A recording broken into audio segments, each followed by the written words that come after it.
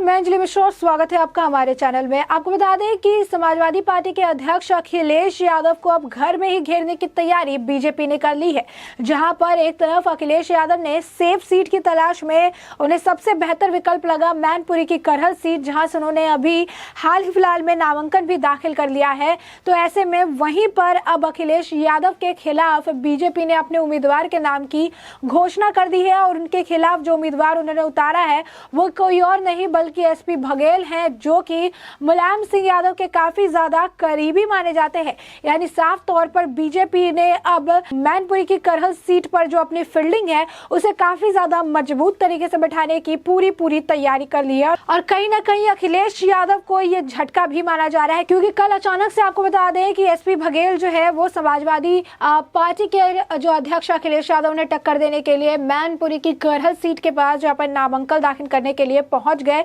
जिसे देखकर सभी को काफी ज्यादा आश्चर्य हुआ कि आखिर अचानक से एसपी बघेल को उतारने का ये आपको बता दें कि मास्टर स्ट्रोक बताया जा रहा है बीजेपी का, जो एसपी बघेल को अखिलेश यादव के खिलाफ खड़ा किया है उन्होंने। साथ ही साथ आपको बता दें कि एसपी बघेल ने अखिलेश यादव पर तंज कसा और उन्हें लेकर नामांकन अपना दाखिल करने के बाद भी कुछ टिप्पणी की है। उन्होंने कहा था, अखिलेश यादव ने भी मेरे खिलाफ नामांकन किया है, किसी को हल्का ना आंका जाए, वोट की चोट को अच्छे नहीं झेल पाए हैं। मैं सभी शोषित पीड़ित वंचित लोगों से अपील करता हूं कि सब लोग एक होकर आ जाए, फिर हमेशा के लिए यहां से गुंडागर्दी को समाप्त कर दिया जाएगा। साथ ही उन्होंने देश के प्रधानमंत्री की भी तारीफ की और उन्होंने कहा कि प्रधानमंत्री नरेंद्र मोदी और राज्य सरकार की लोक कल्याणकारी योजनाओं और संगठन के माध्यम से करहल में कमल खिलेगा। विकास और विनाश के बीच ये चुनाव होगा। आप साफ तौर पर देख सकते हैं कि जिस तरीके से अखिलेश यादव के खिलाफ बोलते नजर आए और ये कह रहे हैं कि इस बार मैनपुरी की करहल सीट पर जो लड़ाई है वो बीजेपी और समाजवादी पार्टी के साथ साथ विकास और विनाश के बीच में है।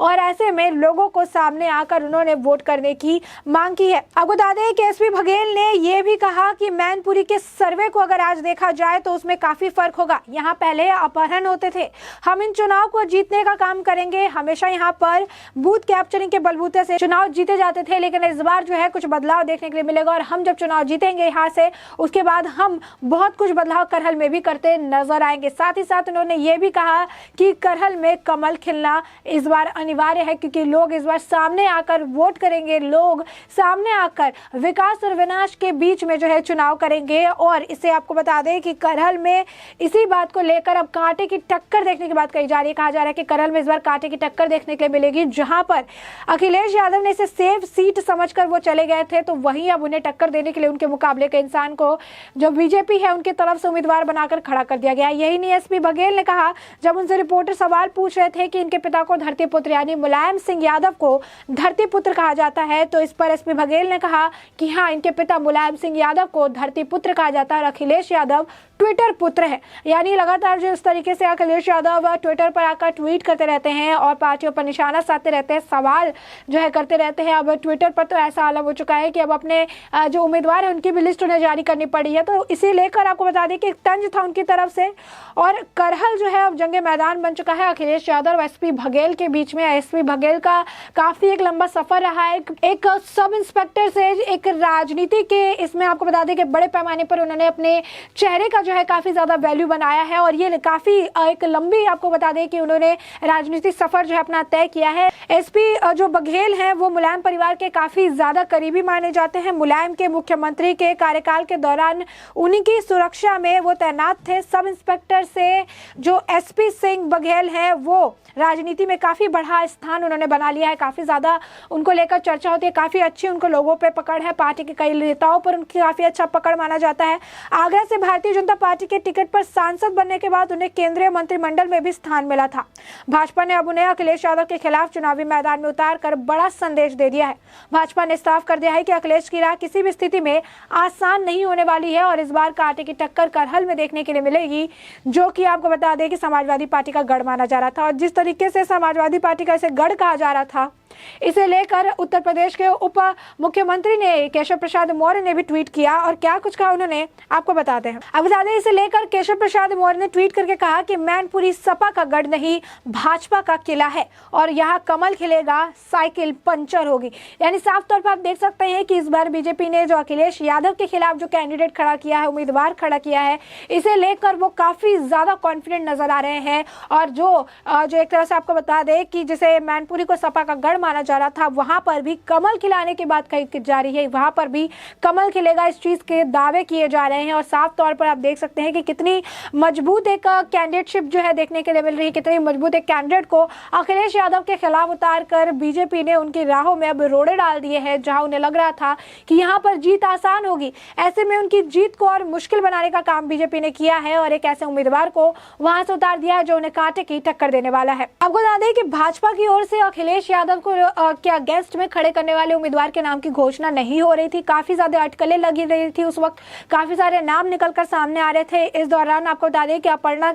यादव का भी नाम निकलकर सामने आ रहा था कि हो सकता है कि अपर्णा यादव की फील्डिंग करने की तैयारी जो है वो बीजेपी कर रही हो और अखिलेश यादव के खिलाफ और घर के ही परिवार के एक सदस्य अपर्णा यादव को बीजेपी उतार सकती है। लेकिन सोमवार को एसपी बघेल के अचानक मैनपुरी पहुंचने के बाद जो हलचल है वो तेज हो गई। कयासों का दौर शुरू हो गया जब वे मैनपुरी कलेक्ट्रेट ऑफिस पहुंचे और करहल विधानसभा सीट के लिए नामांकन कक्ष में पहुंचे थे। उन्होंने नामांकन किया और इसी के साथ इस बात पर मुहर लग गई, या यूं कहिए कि यह बात तय हो गई कि करहल विधानसभा सीट से अब जो है इस बार मुकाबला जोरदार होने वाला है। एसपी सिंह बघेल के पक्ष में अब प्रचार के लिए सीनियर नेता उतरेंगे और अखिलेश यादव को इस प्रतिष्ठा की लड़ाई में इस सीट पर भी अब ध्यान देना पड़ेगा, क्योंकि उन्होंने इसे सेफ सीट समझ के इसकी ओर रुख किया था। आपको बता दें कि पहले अलग अलग सीटों के नाम निकलकर सामने आ रहे थे, फिर अखिलेश यादव जो है वो मैनपुरी की करहल सीट की तरफ जाते नजर आए, क्योंकि वहां से उनका गांव जो सैफई है काफी कम दूर है और मुलायम सिंह यादव यानी उनके पिता का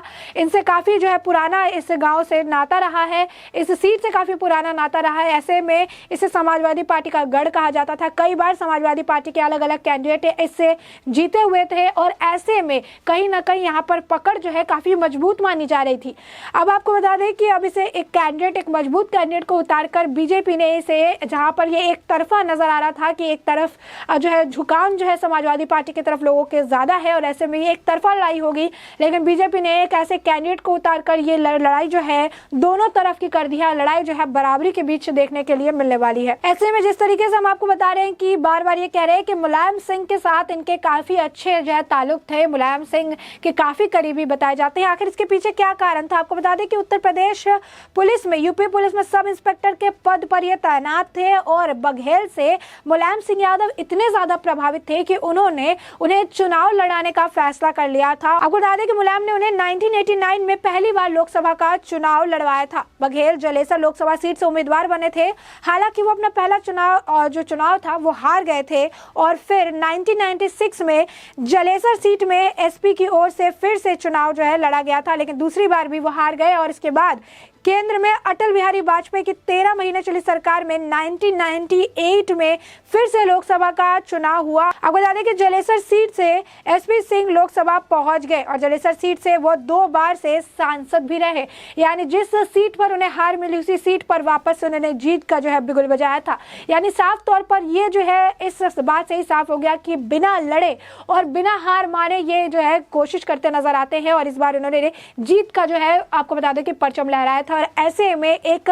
बेहतरीन कैंडिडेट, एक बेहतरीन विकल्प जो है अखिलेश यादव के सामने इसे माना जा रहा है, एक मास्टर स्ट्रोक माना जा रहा है। और जिस तरीके से तीखी प्रतिक्रिया वो दे रहे हैं, जिस तरीके से अखिलेश यादव को ट्विटर पुत्र कहिए या फिर जिस तरीके से अखिलेश यादव पर तंज कस रहे हैं, साफ तौर पर यह समझ में आ रहा है कि सियासत तो गर्म है ही, राजनीति भी काफी ज्यादा जो है चरम पर चल रही है। और इसके साथ ही साथ अब जब तक पहले चरण की वोटिंग शुरू नहीं हो जाती है तब तक जुबानी जंग भी अखिलेश यादव और एसपी बघेल के बीच में काफी जोरों शोरों से देखने को मिल सकती है। साफ तौर पर यह बात भी अब जिस तरीके से एसपी बघेल जो बयानबाजी दे रहे हैं उससे उन्होंने साफ कर दिया कि जुबानी जंग हो या फिर जो है मैदानी जंग हो, दोनों में ही एसपी बघेल अखिलेश यादव का सामना करने के लिए पूरी तरीके से तैयारी के साथ आए हैं। ऐसे में आप देख सकते हैं साफ तौर पर कि किस तरीके से एसपी बघेल कहते नजर आए कि अखिलेश यादव ने मेरे खिलाफ नामांकन किया है और किसी को हल्के में नहीं आंकना है, क्योंकि वोट की चोट जो है काफी ज्यादा आप कह सकते हैं कि हर व्यक्ति झेल नहीं नहीं पाता है। मैं सभी शोषित, पीड़ित, वंचित लोगों से अपील करता हूं